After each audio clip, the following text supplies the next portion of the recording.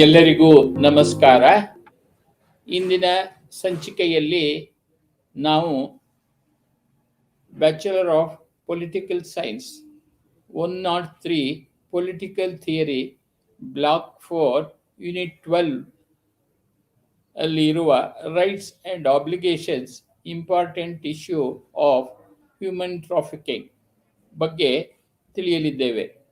ಇಲ್ಲಿ ಇರುವಂತಹ ವಿಷಯಗಳು structure, objectives, introduction, concept of rights, development of rights, types of rights, obligations, relationship between rights and obligations, theories of political obligation, human trafficking, causes, human trafficking in India and summary.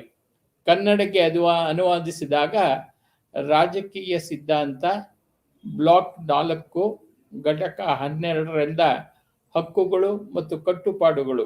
ಪ್ರಮುಖ ವಿಷಯ ಮಾನವ ಕಳ್ಳಸಾಗಣೆ.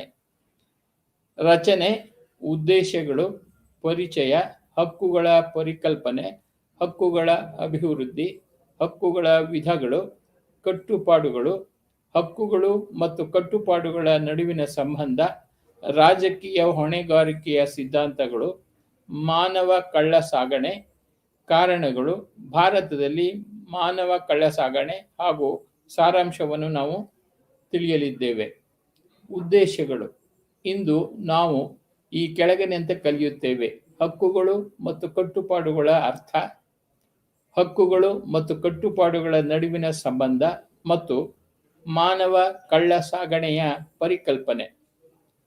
ಪರಿಚಯ: ಮಕ್ಕಳು, ಪೋಷಕರು, ಶಿಕ್ಷಕರು, ವಿದ್ಯಾರ್ಥಿಗಳು, ಅಧಿಕಾರಿಗಳು, ಕಾರ್ಮಿಕರು ಮುಂತಾದವರ ಜೀವನದೊಂದಿಗೆ ಸಂಬಂಧ ಹೊಂದಿದ್ದರೂ ಹಕ್ಕುಗಳ ಕಲ್ಪನೆಯು ದೈನಂದಿನ ಜೀವನದಲ್ಲಿ ಬಹಳ ಮುಖ್ಯವಾಗಿದೆ. ಬಹಳ ಹಿಂದಿನಿಂದಲೂ ಬಲಪದವು ಅಧಿಕಾರ, ಸವಲತ್ತುಗಳನ್ನು ಪ್ರತಿನಿಧಿಸುತ್ತದೆ. ಶ್ರೀಮಂತರ ಹಕ್ಕು, ಪಾದ್ರಿಗಳ ಹಕ್ಕು ಮತ್ತು ರಾಜರ ದೈವಿಕ ಹಕ್ಕು. ಆದಾಗ್ಯೂ ಅದರ ಆಧುನಿಕ ಅರ್ಥದಲ್ಲಿ ಇದು ಒಂದು ನಿರ್ದಿಷ್ಟ ರೀತಿಯಲ್ಲಿ ಕಾರ್ಯನಿರ್ವಹಿಸಲು ಅಥವಾ ಪರಿಗಣನೆಗೆ ಅರ್ಹತೆಯನ್ನು ಸೂಚಿಸುತ್ತದೆ. ನಾವು ಯಾವಾಗಲೂ ಇಲ್ಲಿ ಓದುವಾಗ ಅಥವಾ ಕಲಿಯುವಾಗ ಚಿಕಿತ್ಸೆಯ ಬದಲು ಪರಿಗಣನೆ ಎಂದು ತೆಗೆದುಕೊಳ್ಳಬೇಕೆಂದು ವಿನಂತಿಸಿಕೊಳ್ಳುತ್ತೇನೆ. 18ನೇ ಶತಮಾನದಲ್ಲಿ US ಸ್ವಾತಂತ್ರ್ಯದ ಘೋಷಣೆ ಮತ್ತು ಮನುಷ್ಯ ಮತ್ತು ನಾಗರಿಕರ ಹಕ್ಕುಗಳ ಫ್ರೆಂಚ್ ಘೋಷಣೆ ಕೆಲವು ಹಕ್ಕುಗಳು ಅನಿಶ್ಚಿತವಾಗಿವೆ ಎಂದು ಹೇಳಿದೆ. ಹೀಗಾಗಿ ಆಧುನಿಕ ಯುಗದ 2 ಅತ್ಯಂತ ಪ್ರಭಾವಶಾಲಿ ರಾಜಕೀಯ ದಾಖಲೆಗಳು ತಮ್ಮ ರಾಜಕೀಯ ಸಂಘಟನೆಗಳನ್ನು ನಿರ್ಮಿಸಿದ ಕೇಂದ್ರ ಪರಿಕಲ್ಪನೆಯಾಗಿ ಹಕ್ಕುಗಳ ಕಲ್ಪನೆಯನ್ನು ತೆಗೆದುಕೊಳ್ಳುತ್ತದೆ. ಈ ಘಟಕವು ಹಕ್ಕುಗಳ ವಿವಿಧ ಪರಿಕಲ್ಪನೆಗಳು ಮತ್ತು ಕಟ್ಟುಪಾಡುಗಳೊಂದಿಗೆ ಅದರ ಸಂಬಂಧವನ್ನು ನೋಡುತ್ತದೆ. 12.2 ಕಾನ್ಸೆಪ್ಟ್ ಆಫ್ ರೈಟ್ಸ್. ಹಕ್ಕುಗಳ ಪರಿಕಲ್ಪನೆ. ಹಕ್ಕುಗಳು ಯಾವಾಗಲೂ ವ್ಯಕ್ತಿ ಮತ್ತು ರಾಜ್ಯದ ನಡುವಿನ ಸಂಘರ್ಷದ ಹಕ್ಕುಗಳಾಗಿ ಬರುತ್ತವೆ. ಇದು ದ್ವಿಮುಖ ಸಂಬಂಧವನ್ನು ಹೊಂದಿದೆ. ರಾಜ್ಯದ ಅಸ್ತಿತ್ವದಿಂದ ಸ್ವಯಂಚಾಲಿತವಾಗಿ ಹರಿಯುವ ಪ್ರಯೋಜನಗಳು ಹಕ್ಕುಗಳನ್ನು ರೂಪಿಸುವುದಿಲ್ಲ. ರಾಜ್ಯದ ಅಧಿಕಾರವನ್ನು ಸೀಮಿತಗೊಳಿಸಲು ಪ್ರಯತ್ನಿಸಿದಾಗ ಮತ್ತು ವ್ಯಕ್ತಿಗಳು ಮತ್ತು ಗುಂಪುಗಳು ರಾಜ್ಯದ ಸಕಾರಾತ್ಮಕ ಪಾತ್ರವನ್ನು ಕೋರಿದಾಗ ಮಾತ್ರ ಹಕ್ಕುಗಳನ್ನು ಪಡೆಯಲಾಗುತ್ತದೆ. ರಾಜ್ಯವನ್ನು ವೈಭವೀಕರಿಸುವುದು ರಾಜ್ಯದ ಅಧಿಕಾರವನ್ನು ನಿಗ್ರಹಿಸಲು ಅಂತರ್ನಿರ್ಮಿತ ಕಾರ್ಯವಿಧಾನವಿಲ್ಲದೆ ಆಡಳಿತಗಾರ ಅಥವಾ ಆಳುವ ಗುಂಪುಗಳಿಗೆ ವ್ಯಕ್ತಿಯ ಸಂಪೂರ್ಣ ಅಧೀನತೆ, ಆ ಮೂಲಕ ಭ್ರಷ್ಟಾಚಾರ, ದಬ್ಬಾಳಿಕೆ, ಶೋಷಣೆ ಮತ್ತು ಅನ್ಯಾಯದ ದ್ವಾರಗಳನ್ನು ತೆರೆಯುತ್ತದೆ. ಪ್ರತಿಯೊಂದು ಹಕ್ಕಿಗೂ ಸಾಮಾಜಿಕ ಮನ್ನಣೆ ಬೇಕು. ಅಂತಹ ಗುರುತಿಸುವಿಕೆ ಇಲ್ಲದೆ ಹಕ್ಕುಗಳು ಖಾಲಿ ಹಕ್ಕುಗಳಾಗುತ್ತವೆ. ಹಕ್ಕುಗಳು ನಿರ್ವಾತದಲ್ಲಿ ಅಸ್ತಿತ್ವದಲ್ಲಿಲ್ಲ. ಆದ್ದರಿಂದ ಮಾತನಾಡಲು ಅವರಿಗೆ ಸಮಾಜದ ಅನುಮತಿ ಬೇಕು. ಗ್ರೀಕ್ ಅವಧಿಯಲ್ಲಿ ಪ್ಲೇಟೋ ಮತ್ತು ಅರಿಸ್ಟಾಟಲ್ ರಾಜ್ಯದ ಪಾತ್ರ ಮತ್ತು ಜವಾಬ್ದಾರಿಯ ಮೇಲೆ ಹೆಚ್ಚು ಒತ್ತು ನೀಡಿದರು. ಉದಾಹರಣೆಗೆ, ರಾಜ್ಯವು ಮಾತ್ರ ನ್ಯಾಯವನ್ನು ನೀಡುತ್ತದೆ ಎಂದು ಪ್ಲೇಟೋ ನಂಬುತ್ತಾರೆ ಮತ್ತು ವ್ಯಕ್ತಿಯು ತನ್ನ ಕರ್ತವ್ಯಗಳನ್ನು ಅತ್ಯುತ್ತಮ ಸಾಮರ್ಥ್ಯ ಮತ್ತು ಸಾಮರ್ಥ್ಯಗಳಿಗೆ ನಿರ್ವಹಿಸಬೇಕು. ನಾವು ಈ ತತ್ವಜ್ಞಾನಿಗಳನ್ನು ಆದರ್ಶವಾದಿಗಳು ಎಂದು ಕರೆಯುತ್ತೇವೆ. ಇತರರು ಇದ್ದಾರೆ. ಉದಾಹರಣೆಗೆ, ಜಾನ್ ಲಾಕ್ ರಾಜ್ಯವು ಅಂತ್ಯಕ್ಕಾಗಿ ಅಸ್ತಿತ್ವದಲ್ಲಿದೆ ಮತ್ತು ಅಂತ್ಯವು ವೈಯಕ್ತಿಕವಾಗಿದೆ ಎಂಬ ದೃಷ್ಟಿಕೋನವನ್ನು ಹೊಂದಿದ್ದಾರೆ. ಅಂದರೆ ವೈಯಕ್ತಿಕ ಹಕ್ಕುಗಳು ಪವಿತ್ರ ಮತ್ತು ಉಲ್ಲಂಘಿಸಲಾಗದವು. ಹಳೆಯ ಸಮಾಜಗಳು ನಿಯಮದಂತೆ ಯಾವುದೇ ದೊಡ್ಡ ಪ್ರಮಾಣದಲ್ಲಿ ಹಕ್ಕುಗಳನ್ನು ಗುರುತಿಸಲಿಲ್ಲ. ಅವುಗಳು ಅರ್ಜಿಗಳು ಮತ್ತು ದತ್ತಿಗಳನ್ನು ಮಾತ್ರ ಹೊಂದಿದ್ದವು. ಮತ್ತೊಂದೆಡೆ ಆಧುನಿಕ ಪ್ರಜಾಪ್ರಭುತ್ವ ಸಮಾಜಗಳು ಹಕ್ಕುಗಳಿಗೆ ಬಹಳ ಮುಖ್ಯವಾದ ಸ್ಥಾನವನ್ನು ನೀಡುತ್ತವೆ. ಈಗ ಕೆಲಸ ಮಾಡುವ ಹಕ್ಕು, ಮುಷ್ಕರ ಮಾಡುವ ಹಕ್ಕು, ಪ್ರಾಣಿಗಳ ಹಕ್ಕುಗಳು ಇತ್ಯಾದಿಗಳಂತಹ ಹೊಸ ಹಕ್ಕುಗಳು ಆಗಾಗ್ಗೆ ಅಸ್ತಿತ್ವಕ್ಕೆ ಬರುತ್ತವೆ. ಇತ್ತೀಚಿನ ದಿನಗಳಲ್ಲಿ ಮಾನವ ಹಕ್ಕುಗಳು ಪ್ರಮುಖ ಕಾಳಜಿಯಾಗಿವೆ. ಹೀಗಾಗಿ ನಮ್ಮ ಸಮಾಜದಲ್ಲಿ ಹಕ್ಕುಗಳ ಬಗ್ಗೆ ಪ್ರವಚನವು ಮನವೊಲಿಸುವಂತಿದೆ. 12.2.1 ಡೆವಲಪ್ಮೆಂಟ್ ಆಫ್ ರೈಟ್ಸ್ ಅಂದರೆ ಹಕ್ಕುಗಳ ಅಭಿವೃದ್ಧಿ. ಹಕ್ಕುಗಳ ಕಲ್ಪನೆಯು ನೈಸರ್ಗಿಕ ಹಕ್ಕುಗಳ ರೂಪದಲ್ಲಿ ರಾಜಕೀಯವನ್ನು ಪ್ರವೇಶಿಸಿತು. ಯಾವುದೇ ಮಾನವ ಕಾನೂನುಗಳು ಅಥವಾ ಪದ್ಧತಿಗಳಿಂದ ಸ್ವತಂತ್ರವಾಗಿ ಪ್ರಕೃತಿಯಲ್ಲಿ ಇರುವ ಹಕ್ಕುಗಳು ಮಧ್ಯಕಾಲೀನ ಅವಧಿಯಲ್ಲಿ ದೇವರ ಆಜ್ಞೆಯ ಪರವಾಗಿ ವ್ಯಕ್ತಿಯ ಹಕ್ಕುಗಳನ್ನು ಉತ್ತೇಜಿಸಲು ಅಥವಾ ಉಲ್ಲಂಘಿಸಲು ಈ ಕಲ್ಪನೆಯನ್ನು ಅಭಿವೃದ್ಧಿಪಡಿಸಲಾಯಿತು. ಇದು ಬ್ರಹ್ಮಾಂಡವನ್ನು ರಚಿಸುವಲ್ಲಿ ದೈವಿಕ ಉದ್ದೇಶಗಳ ಬಗ್ಗೆ ಧಾರ್ಮಿಕ ನಂಬಿಕೆಯನ್ನು ಆಧರಿಸಿದೆ. 16ರಿಂದ 18ನೇ ಶತಮಾನದ ಜ್ಞಾನೋದಯದ ಸಮಯದಲ್ಲಿ ಧಾರ್ಮಿಕ ಅಧಿಕಾರ, ಆನುವಂಶಿಕ ರಾಜಪ್ರಭುತ್ವಗಳು ಮತ್ತು ಊಳಿಗ ಮಾನ್ಯ ವ್ಯವಸ್ಥೆಯನ್ನು ಪ್ರಶ್ನಿಸಿದಾಗ ನೈಸರ್ಗಿಕ ಕಾನೂನಿಗೆ ಹೆಚ್ಚು ತರ್ಕಬದ್ಧವಾದ ಅಡಿಪಾಯವನ್ನು ನೀಡಲಾಯಿತು. ಈ ಸಮಯದಲ್ಲಿ ಹಕ್ಕುಗಳು ಸಾಮಾಜಿಕ ಒಪ್ಪಂದದ ಕಲ್ಪನೆಯೊಂದಿಗೆ ಸಂಬಂಧ ಹೊಂದಿದ್ದವು.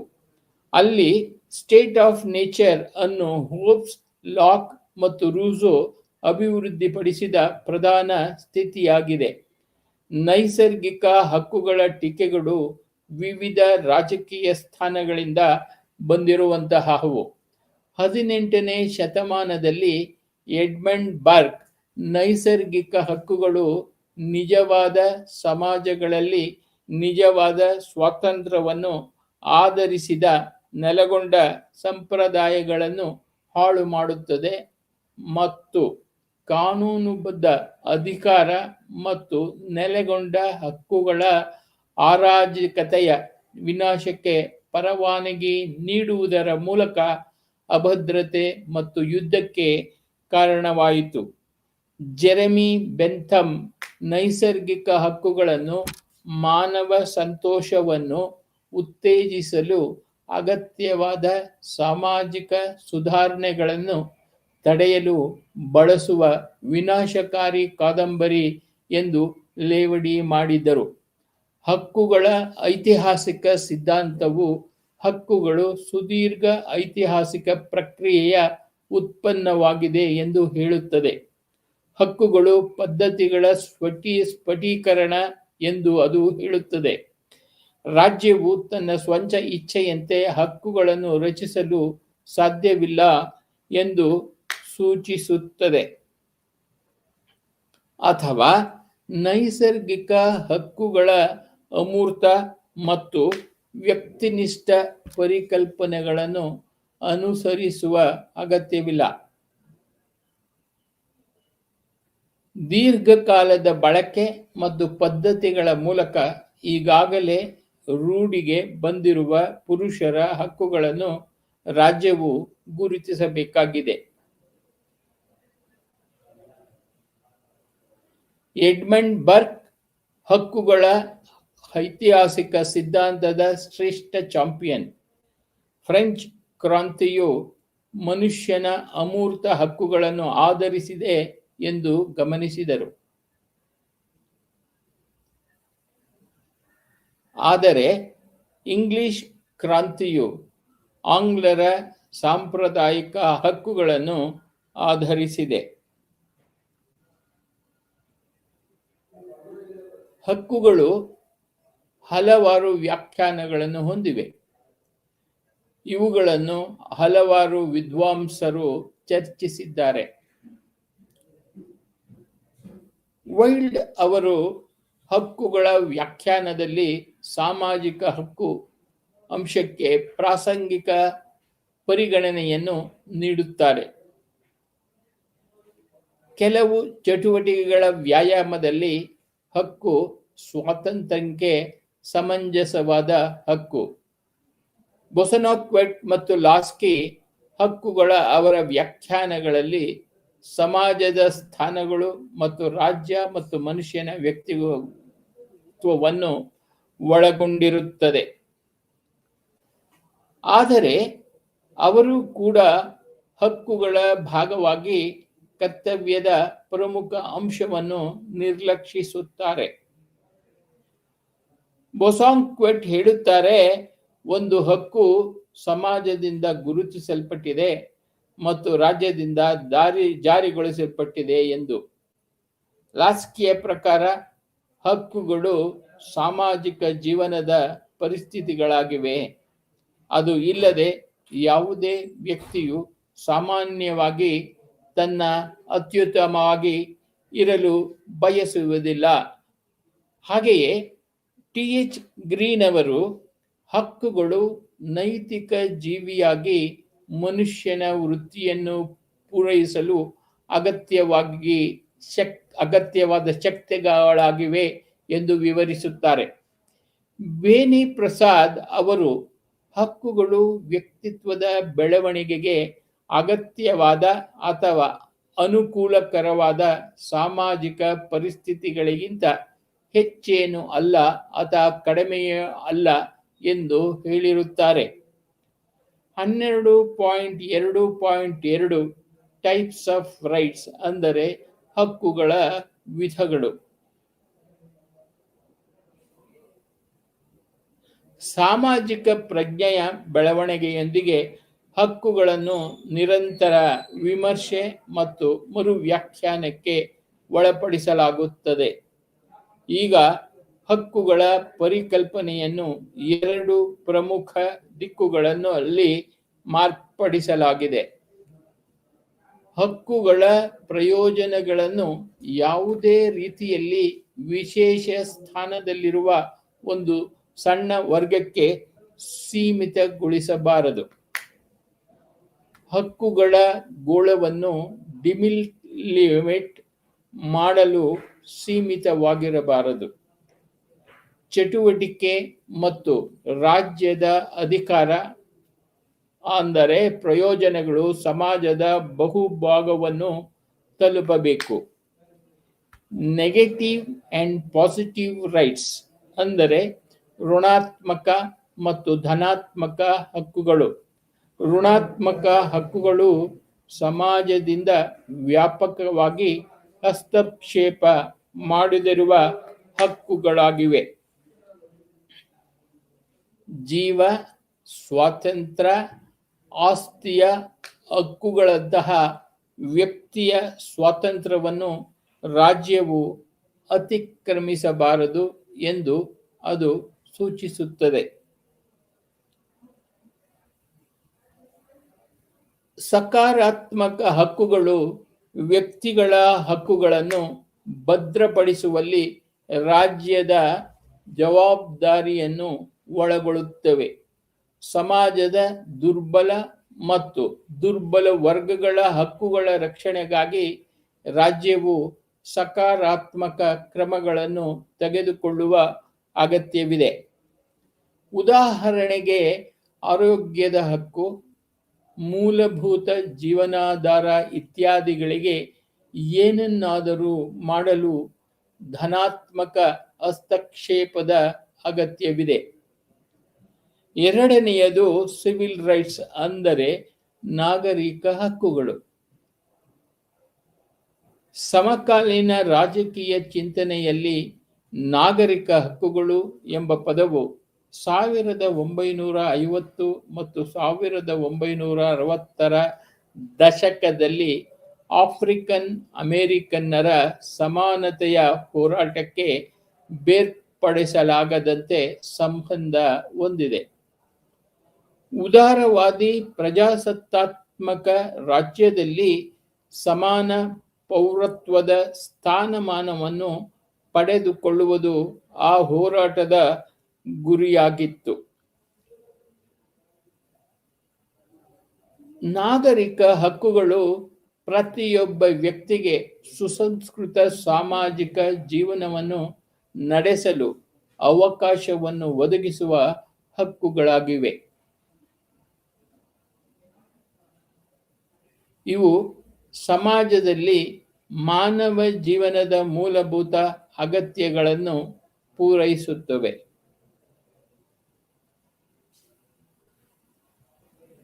ಬದುಕುವ ಹಕ್ಕು, ಸ್ವಾತಂತ್ರ್ಯ ಮತ್ತು ಸಮಾನತೆ ನಾಗರಿಕ ಹಕ್ಕುಗಳು. ನಾಗರಿಕ ಹಕ್ಕುಗಳನ್ನು ರಾಜ್ಯವು ರಕ್ಷಿಸುತ್ತದೆ. ಈಗ ಮೂರನೆಯದಾಗಿ ನಾವು ಪೊಲಿಟಿಕಲ್ ರೈಟ್ಸ್ ಬಗ್ಗೆ ಕಲಿಯಲಿದ್ದೇವೆ. ರಾಜಕೀಯ ಹಕ್ಕುಗಳು.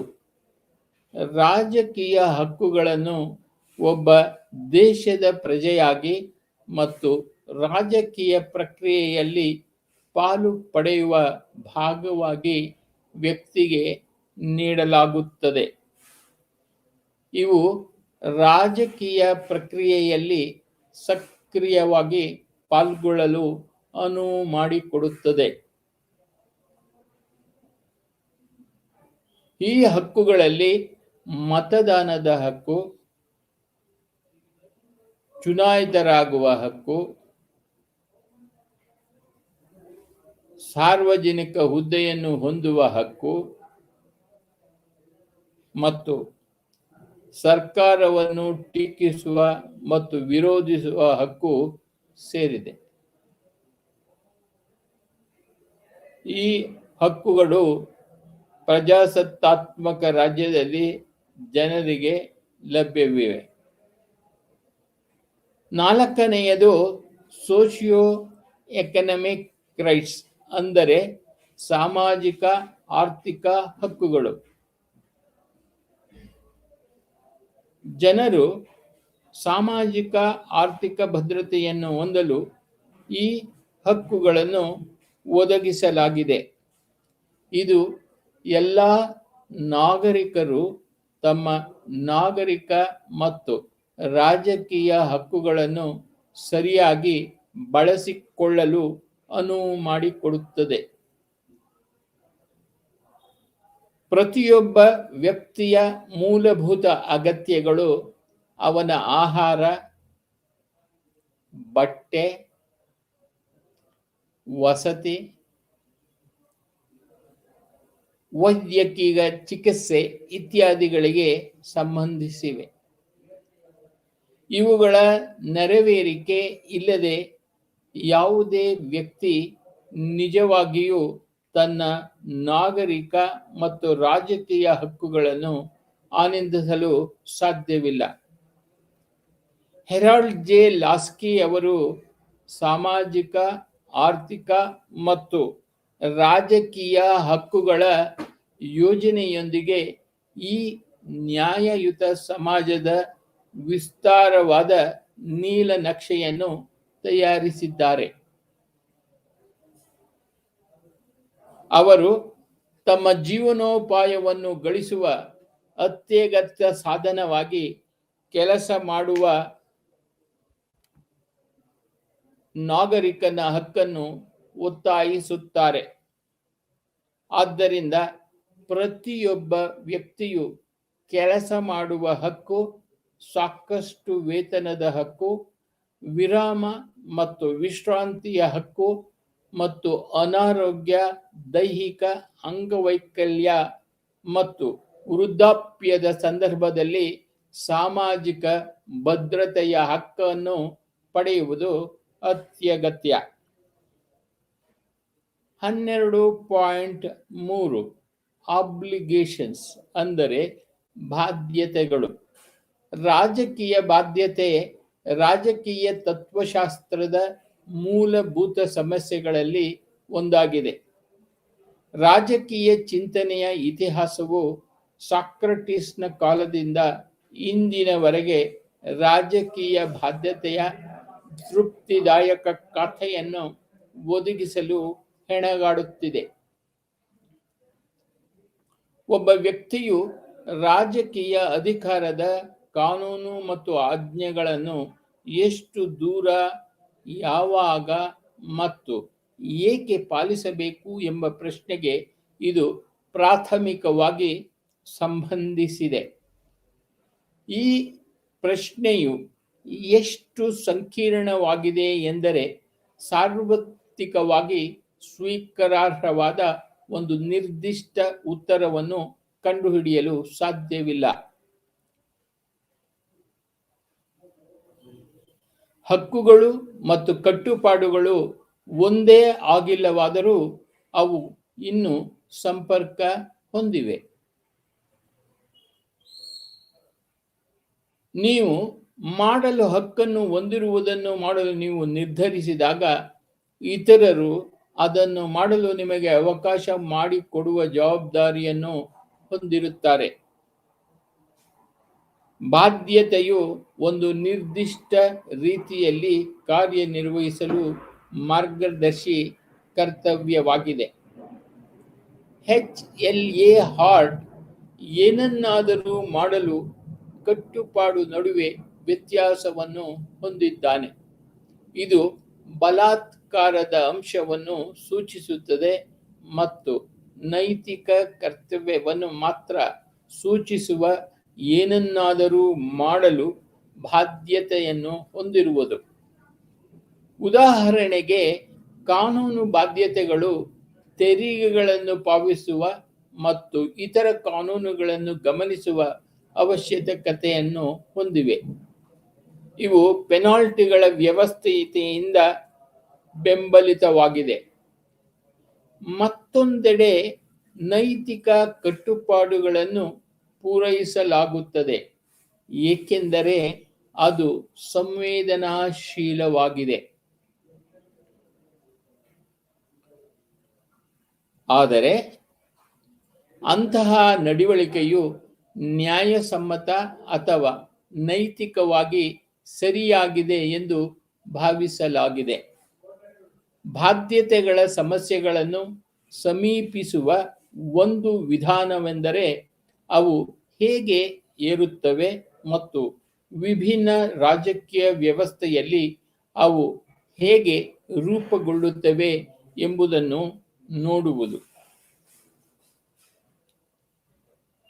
ಜನರು ವಾಸಿಸುವ ರಾಜಕೀಯ ವ್ಯವಸ್ಥೆಯು ಅವರು ಪಾಲಿಸಬೇಕಾದ ಕಾನೂನುಗಳನ್ನು ಮಾತ್ರ ನಿರ್ಧರಿಸುತ್ತದೆ. ಆದರೆ ಭಿನ್ನಾಭಿಪ್ರಾಯವನ್ನು ವ್ಯಕ್ತಪಡಿಸಲು ಮತ್ತು ನಿಯಮಗಳು ಮತ್ತು ನೀತಿಗಳನ್ನು ಬದಲಾಯಿಸಲು ಒತ್ತಡವನ್ನು ಹೇರಲು ಲಭ್ಯವಿರುವ ವಿಧಾನಗಳನ್ನು ನಿರ್ಧರಿಸುತ್ತದೆ. 12.3.1 ರಲ್ಲಿ relationship between rights and obligations ಅಂದರೆ ಹಕ್ಕುಗಳು ಮತ್ತು ಕಟ್ಟುಪಾಡುಗಳ ನಡುವಿನ ಸಂಬಂಧವನ್ನು ನಾವು ಈಗ ಕಲಿಯಲಿದ್ದೇವೆ. ಹಕ್ಕುಗಳು ಮತ್ತು ಕಟ್ಟುಪಾಡುಗಳು ಒಂದೇ ನಾಣ್ಯದ ಹಿಮ್ಮುಖ ಬದಿಗಳಾಗಿವೆ. ಹಕ್ಕನ್ನು ಹೊಂದಲು ಸಾಮಾನ್ಯವಾಗಿ ಆ ಹಕ್ಕನ್ನು ಎತ್ತಿ ಹಿಡಿಯುವ ಅಥವಾ ಗೌರವಿಸುವ ಬಾಧ್ಯತೆಯ ಅಡಿಯಲ್ಲಿ ಬೇರೊಬ್ಬರನ್ನು ಇರಿಸುತ್ತದೆ. ನ್ಯಾಯಶಾಸ್ತ್ರದ ಕ್ಷೇತ್ರದಲ್ಲಿ ಪುರುಷರ ಸಾಮಾಜಿಕ ಜೀವನವನ್ನು ಕಾನೂನಿನಿಂದ ನಿಯಂತ್ರಿಸಲಾಗುತ್ತದೆ ಮತ್ತು ಬದುಕುವ ಹಕ್ಕನ್ನು ರಕ್ಷಿಸಲು ಸಾರ್ವಜನಿಕ ಸುವ್ಯವಸ್ಥೆಯನ್ನು ಕಾಪಾಡಿಕೊಳ್ಳಲು ಮತ್ತು ವೈಯಕ್ತಿಕ ಭದ್ರತೆಯನ್ನು ಖಚಿತಪಡಿಸಿಕೊಳ್ಳಲು ಸರ್ಕಾರವು ಬಾಧ್ಯತೆಯನ್ನು ಹೊಂದಿದೆ. ಹಕ್ಕುಗಳು ಮತ್ತು ಕಟ್ಟುಪಾಡುಗಳು ಒಂದೇ ನಾಣ್ಯದ ಹಿಮ್ಮುಖ ಬದಿಗಳಾಗಿವೆ. ಋಣಾತ್ಮಕ ಹಕ್ಕುಗಳು ತನ್ನ ಅಧಿಕಾರವನ್ನು ಮಿತಿಗೊಳಿಸಲು ಅಥವಾ ನಿರ್ಬಂಧಿಸಲು ರಾಜ್ಯದ ಕಡೆಯಿಂದ ಬಾಧ್ಯತೆಯನ್ನು ಒಳಗೊಳ್ಳುತ್ತದೆ. ಧನಾತ್ಮಕ ಹಕ್ಕುಗಳು ಆರ್ಥಿಕ ಜೀವನವನ್ನು ನಿರ್ವಹಿಸಲು ರಾಜ್ಯವನ್ನು ನಿರ್ಬಂಧಿಸುತ್ತವೆ, ಕಲ್ಯಾಣ ಸೇವೆಗಳ ಶ್ರೇಣಿಗಳನ್ನು ಒದಗಿಸುತ್ತವೆ ಮತ್ತು ಇತ್ಯಾದಿ.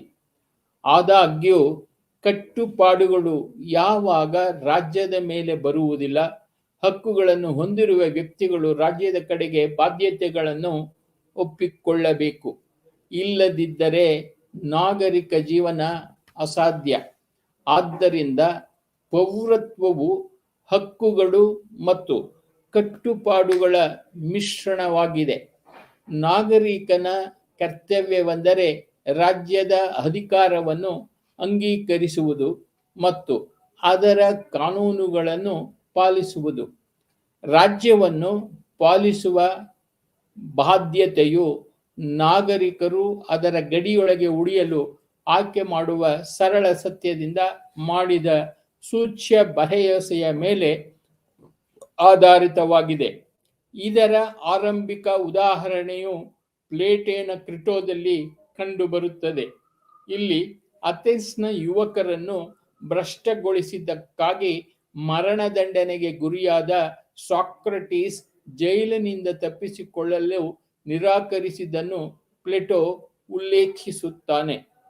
ಸಾಕ್ರಟೀಸ್ ಅಥೇನಿಯನ್ ಪ್ರಜೆಯಾಗಿ ಅಥೇನಿಯನ್ ಕಾನೂನನ್ನು ಪಾಲಿಸುವುದಾಗಿ ಭರವಸೆ ನೀಡಿದರು ಮತ್ತು ಅವರು ತಮ್ಮ ಸ್ವಂತ ಜೀವನದ ವೆಚ್ಚದಲ್ಲಿಯೂ ತಮ್ಮ ಭರವಸೆಯನ್ನು ಉಳಿಸಿಕೊಳ್ಳಲು ಉದ್ದೇಶಿಸಿದರು. 12.3.1 theories of political obligation, doctrine of force majeure, ರಾಜಕೀಯ ಹೊಣೆಗಾರಿಕೆಯ ಸಿದ್ಧಾಂತಗಳು. ಫೋರ್ಸ್ ಮುಜುರೆ ಸಿದ್ಧಾಂತ. ಈ ಸಿದ್ಧಾಂತದ ಪ್ರಕಾರ ರಾಜಕೀಯ ಹೊಣೆಗಾರಿಕೆಯ ಭಯ, ಬಲ ಮತ್ತು ಬಲವಂತದಿಂದ ಹುಟ್ಟಿದೆ. ರಾಜ್ಯವನ್ನು ಸವಾಲು ಮಾಡಲು ಅಥವಾ ವಿರೋಧಿಸಲು ಸಾಧ್ಯವಿಲ್ಲ ಮತ್ತು ಆದ್ದರಿಂದ ಈ ಸಿದ್ಧಾಂತವು ಅನಿಯಮಿತ ಬಾಧ್ಯತೆಯ ಪರಿಕಲ್ಪನೆಯನ್ನು ಮುಂದಿಟ್ಟಿದೆ. ಇದು ರಾಜ್ಯದ ಉನ್ನತ ಶಕ್ತಿಯನ್ನು ರಾಜಕೀಯ ಬಾಧ್ಯತೆಯ ಮೂಲವಾಗಿ ಪರಿಗಣಿಸುತ್ತದೆ.